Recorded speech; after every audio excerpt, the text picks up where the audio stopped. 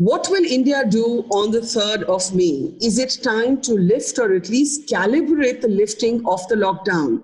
The data seems to suggest that India has been an outlier when it comes to at least the fatality rate from the COVID-19. The lockdown has served its purpose, but has it also served its time?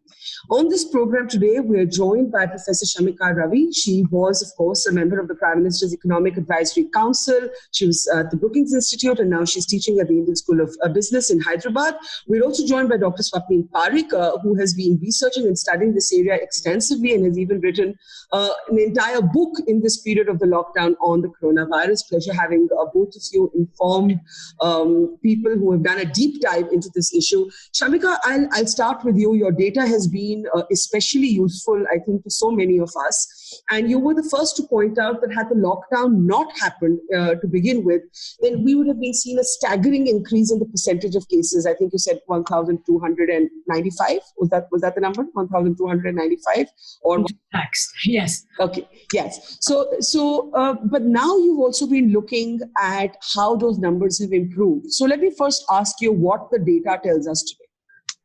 So, Barkha, in the beginning, when a lot of the EPI models were discussed about 2 months back, they were very alarming numbers. And so it was important to get a sense of exactly what was going to eventually work out in India. So we started looking at the parameters of those models. Now, you have to assume a certain amount of localized information. All these models were based on parameters that were frankly lifted from the OECD countries. Those conditions are very different. The mobility there is different. The demographics are different. The rural-urban divide, the density. There are many factors that go into how infectious or contagious this disease eventually turns out to be. So we started looking for Indian data. And as it happens, we really have a very tough time getting localized data to make a lot of these predictions based on the EPI models. So we said, let's just start mapping the current trend in India. So we started doing statistical analysis of the existing number of cases, the active cases, the deaths and the recoveries. Recoveries are a very large part of so-called flattening of the curve. So we started looking at that at a national level and seeing what is the curvature that it really follows. Is it truly an exponential graph as the predictions were? And was it exponential of the nature that was expected, as we saw in case of China, South Korea, the Diamond Princess, the cruise ship in environment? So many predictions could be made out of a model like that. Now, what we saw is, the early stage, there was, in fact, a very rapid increase in the first couple of weeks. But I think India truly was very proactive. On a hindsight, several measures that were taken. For instance, airlifting and separating people. And I think that is what the US did not do. That while they blocked the travel, in fact, much later, but until then, people had been flowing in and freely mingling with the rest of the population. So the infection truly spread.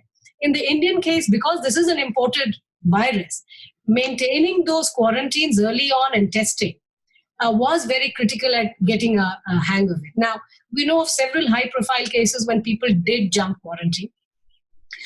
We know of many cases when the testing was very inadequate in terms of it was just basic temperature taking at many airports. So there were inadequacies, but despite a lot of that, in the early stage, just very preemptively, when they brought in the Disease and Epidemic Act, which meant that movement was restricted. States were given a lot of extra powers to really constrain people, movement. The schools and colleges were shut down. Several steps were taken in when our numbers were truly very few.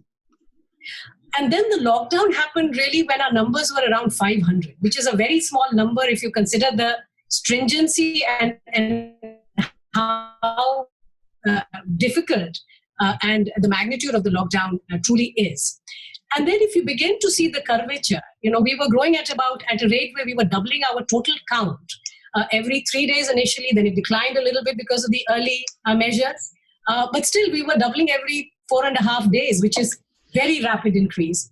And then you see from the 6th of April, which is 2 weeks after the lockdown, it started to consistently decline. Which is 2 weeks after the lockdown. That's the nature of the incubation of this virus. It takes about 2 weeks to show the results. And since the 6th of April, it has been consistently declining. And right now we are at a growth rate where the active cases are doubling every 15 days. So there is a remarkable sort of suppression that has worked.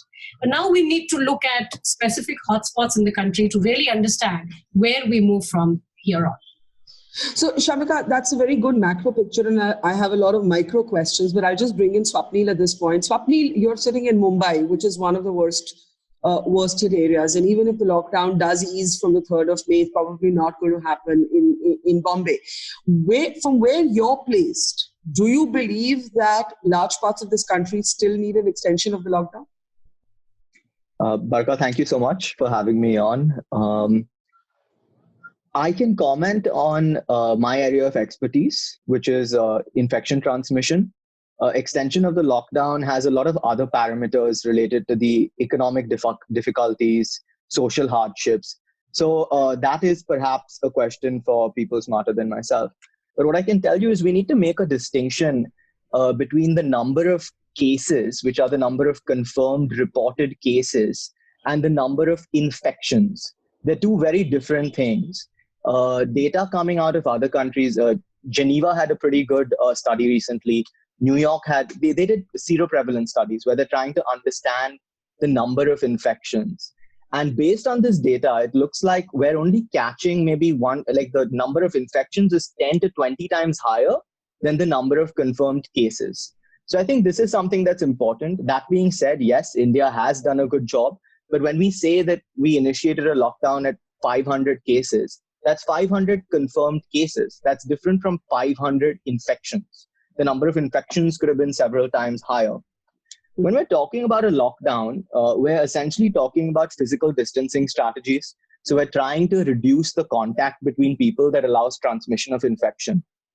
What models do show is that a mild, persistent, long duration physical distancing strategy works better than a short period of intensive physical distancing followed by nothing. So how do we stop this virus from spreading? It's basically a certain percentage of the population has to develop immunity, and flattening the curve, all these things, they're aimed at prolonging that process for as long as possible. So we don't exceed what's called the peak healthcare capacity. You don't want the number of cases at any one time to spike beyond our capacity to look after them. Sure. So when we're talking about these strategies, we've had a lockdown. We've prevented the transmission of infection, and that's a good thing. I'm not trying to suggest that's a bad thing. But all I'm trying to point out is the number of susceptibles in that time has stayed the same. When people haven't got infected and recovered, they haven't developed immunity. So if you suddenly lift a lockdown and there isn't a sound physical distancing strategy to follow that up, then you are going to see growth again. And we can look at other diseases like other respiratory infections. So if you look at the Spanish flu of 1918, that pandemic, you'll see there are actually 3 curves, right? So there was the first, it started, I believe, in the spring, fall. Mm-hmm. Then there was another in the spring, and then another in the winter. So when we're talking about flattening the curve, it's important to remember that there could be another curve. There could be a second wave. There could be a third wave. The second wave could hit when we're dealing with other tropical illnesses like malaria and dengue. The third wave could hit when we're dealing with our flu season. So there are a lot of things to consider when we're talking about lifting the lockdown. The WHO actually laid out a 6-step criteria for lifting the lockdown. The first was, they said, transmission has to be controlled, which India is showing some signs that we're slowing this down. The second is, they said we have to increase our capacity. So we have to increase our test, trace, treat, and isolate capacities. The third is, they said we have to protect the vulnerable areas. So like hospitals, nursing homes, these need to be protected. Then we have to slow down infection spread at workplaces, schools, stores. We have to engage the community. The community has to be aware. They have to adjust to this new normal. We have to do all these things. So let me come in on that and take that to Professor Shamika Ravi. Shamika, the question is this, that, there's the data and then there's real life. And in real life, at least sort of my travels on the road now, sort of over 45 days, tell me that a humanitarian crisis is a very real danger in this country. We have problems that are unique to us. For example, the exodus of the migrant workers. This has not happened in any other country that's had to battle coronavirus. For example, the fact that more than 90 million households in India live in one-room tenements. So when you say stay at home to these people, it means social distancing is a kind of luxury. So we have very peculiar problems that are unique to us as an emerging economy. There are those, and there are many people, industrialists like Rajiv Bajaj, for example, who've argued that the economy, the country can simply not take this hit anymore, that extending this lockdown is going to be a case of the cure being worse than the disease. Where do you come in on that? So, Barkha, it is important to look at this more objectively. I completely understand and frankly appreciate a lot of the reporting you've been doing from the ground. They've been extremely informative. But if you look at our mortality numbers, we have about 0.78 deaths per million people out of COVID. Currently, the US has about 360. That's the UK number. Belgium has more than 600 for the same magnitude. Now, you're seeing the differences in terms of the severity of the infection itself. That's number one. Besides this, of course, if you look at hospital data, and we have been analyzing hospital level data, then, if you look at the rush of patients who are coming in with respiratory ailments, this year is looking very similar to last year and the year before that. So we truly aren't seeing the kind of hospital rush that you're seeing in many of the European countries, the UK and the US. Mm-hmm. And that's why I'm saying a certain objectivity to understanding this infection. There are so many unknowns right now in terms of the virus itself. And then, of course, there is this added context of humidity, temperature, innate immunity. There might be many unknown factors here that might have played sort of their role. But from an economy point of view, the opportunity cost of not working or keeping an economy into lockdown is also rising exponentially. Mm-hmm. You see, and this is where the objectivity, when I'm asking for it, is that, at $2,100 per capita dollars per year, we can't really be looking at similar strategies as the OECD countries. Because the opportunity cost of staying at home is very high for not the bottom quintile necessarily, because I think there is a hand-to-mouth sort of an existence. But if you have seen, the government has, in the beginning, tried to circumvent that by almost entirely targeting that segment. So whether it was construction workers, PDS, SHGs, PM Kisan, everything was truly targeted at that, the bottom quintile. But then there is the other quintiles as well. And I'm not talking about the affluent and sort of business owners necessarily, but MSMEs. When no revenue coming in, how are you to pay your loans? So there's going to be delay and defaults in terms of credit. They are going to find it very difficult to maintain payroll and honor, sort of employee contracts as well. So we are looking at a very large escalating cost and therefore tremendous hit on the growth. I think we might already have flattened out in terms of expecting, zero growth this year. But the longer we wait, we are truly getting into a negative growth, which again, for an economy as resource poor as ourselves, we cannot continue to do that. Now, combine that with the lack of severity and the numbers of mortality. We have made preparations. In fact, what this has brought you, Swapnil, as you mentioned, it's got you time. And in that time, you have seen that every district has a designated COVID hospital. We have got several healthcare workers necessarily only for this. A lot of PPEs have been procured. Now, we are nowhere close to what the requirements might have been, but considerable capacity has been built across the country. And we're not necessarily using that right now. So we are prepared. The severity is not what it is in many countries. And the rising economic costs are telling us that in a calibrated fashion, we have to open up.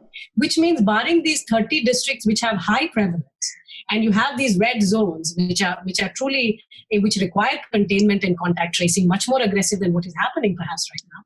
But the rest of the country should go back to as normal a life as we can, taking all the other precautions. Now, there's another added variable here, that it's not just the policies that the governments are going to enact. And I say governments because it's no longer only central government, state governments, local district administrators are playing a very large role. Then there will be the kind of policies that firms and workplaces are going to enact in terms of physical distancing, what kind of masks, what is the sanitation, the entire environment within which people will come back to work. But the third is people, individuals like us, everybody. There is a concept called elasticity of demand for self-protection. And that is not constant. We are not going to go back to behavior as it was, let's say, 2 months back. We are going to, maintain, we are going to do many things which are also going to reduce the probability of contact, right? So many of these things come into play. We will have to sort of, you say you can't make an omelette without breaking eggs. Mm-hmm. And putting all these factors together means we'll have to open up, try through trial and error to go back to life as normal as we can. So let me bring in Swapnil on this. Swapnil, there is also an argument being made by, for example, people like Kiran Shaw of Biocon, that testing positive in itself should no longer be considered a doomsday. And the earlier approach of, let's say, shutting down a hospital if someone tests positive, or shutting down a company if somebody tests positive is a wrong approach. That you have to isolate the person out of that environment instead of shutting down that space. And that we cannot possibly open up as a country if we keep closing down spaces every time a person tests positive. And that the fatality rate in India should give us some security that the recovery rate is also reasonably high. And therefore, we need not be automatically frightened by somebody testing positive. Would you agree with that, Swapnil? I would say that as a general rule, we should always let evidence guide our decisions. And we shouldn't let fear or emotion guide our decisions. Mm-hmm. So I do think there is some sense in saying that we need to keep, especially like hospitals, we are going to reach a point where we have a lot of COVID cases in hospitals. We can't shut a hospital down every time this happens. We have to have practices in place to try and ensure that the most vulnerable patients that are in these hospitals, patients with diabetes, hypertension, heart disease, that they don't get infected. One of the interesting things that India has actually done well over the years is we have prioritized what's known as community-based healthcare instead of hospital-based healthcare. Now, this is a great opportunity. And like Professor Sharmila was saying, we have scaled those capacities. Yeah. So we do have the opportunity to do that, to shift the impetus away from bringing COVID-positive patients into hospitals where there are a lot of vulnerable people, to keeping them in a community-based. How do we deal with the fact that there's a kind of stigmatization and a fear and a paranoia that has enveloped this conversation? Frankly, only through information. I think knowledge dispels fear, Barkha. You can't blame people for being fearful. There is a great fear of unknown that is unfolding. But you're absolutely right. It is, we should be talking more about SARS and MERS. The kind of outbreaks we have seen in the past. And of course, we don't have a vaccine, and that's where the great race globally is also moving. But I think the more information we share with people, and frankly, I think, it's a very large country, 1.38 billion. Every time we talk of a national trend, there are going to be exceptions, and then there are going to be super performers.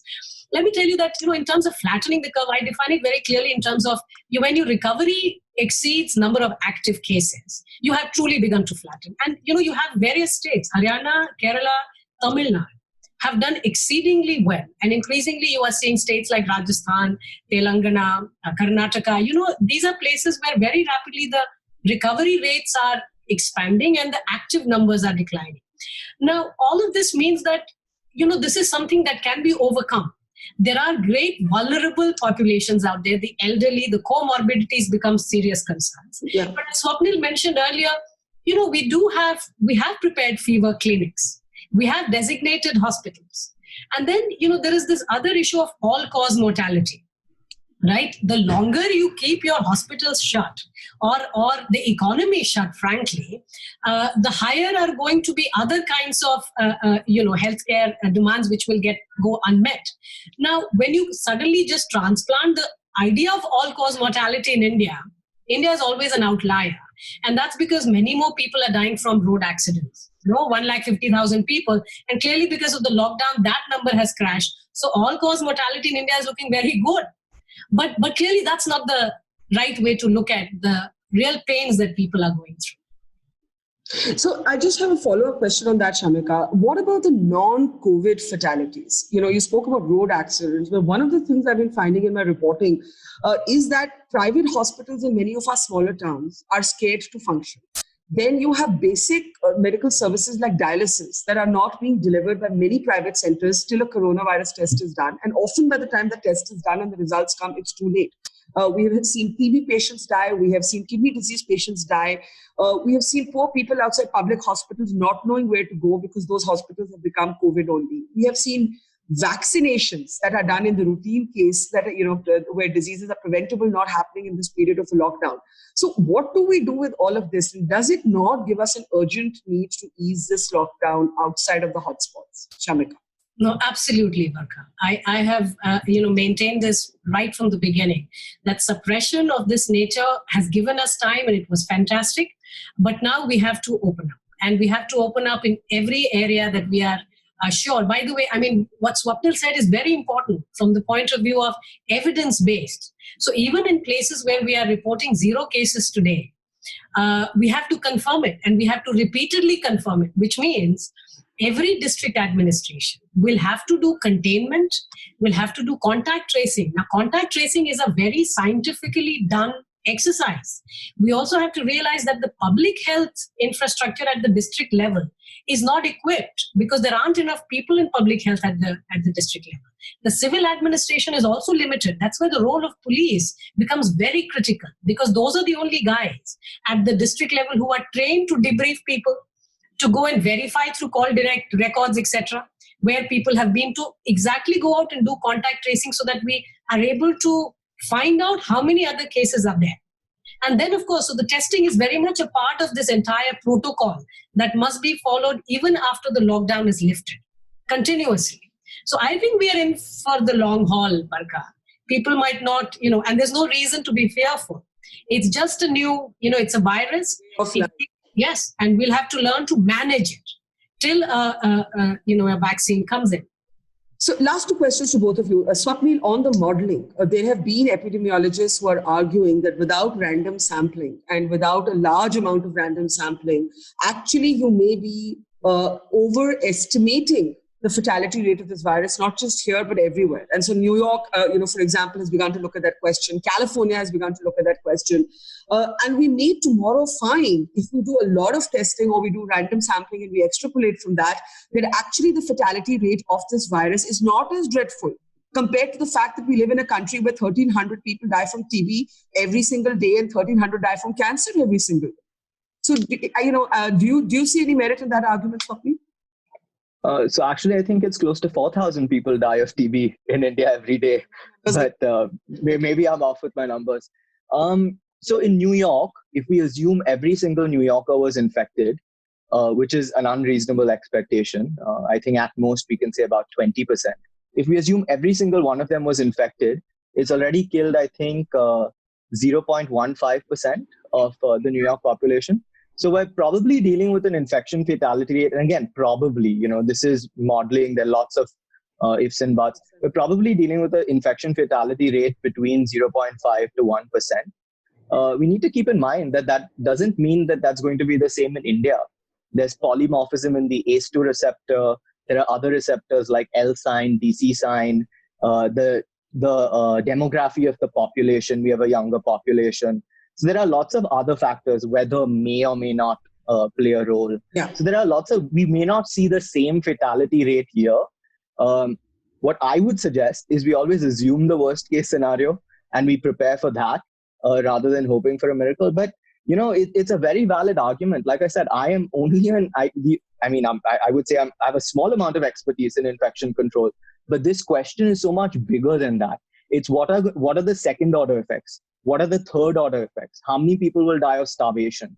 What will be the economic impact of this? Those are questions other people need to answer.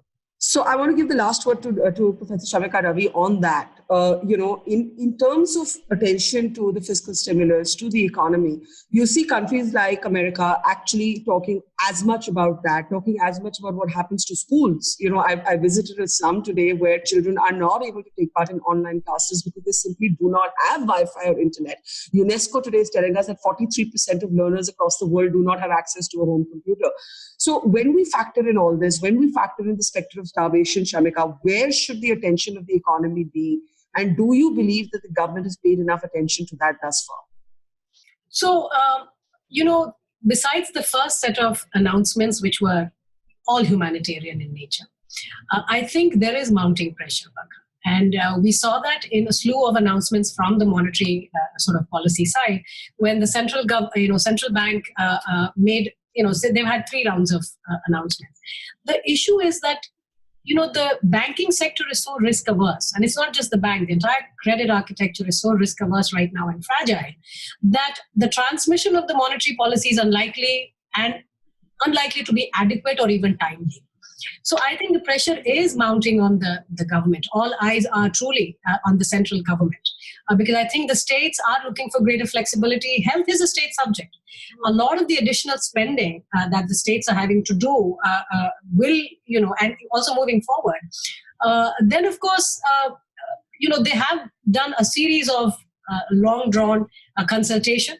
I know that the finance minister herself has done a series of them. So I think it is imminent. And I don't think they will stick to the fiscal target, from a sort of a simplistic point of view. I think the quality of the spending will matter. And that's where many of us are saying that, perhaps it's time to think of an investment-driven growth model, which is really healthcare-centered investment. Because that is truly where we have been lacking for some time. And moving forward strategically, it's of great importance. We don't want to be stuck in a situation like this again, when we are not sure whether our infrastructure can handle this kind of a crisis. Right? Yeah. Well, thank you. I learned a lot from that conversation. And I think the picture that's emerging, Shamika, especially from your data, is that we need to start easing this lockdown. I use the word easing. I don't use the word lifting. And I think that's where the critical difference will lie, and also adjusting to a whole new way of life, at least till we have a vaccine. Professor Shamika Ravi, Dr. Swapnil Parekh, pleasure having you on the program. Thank you. Thank you.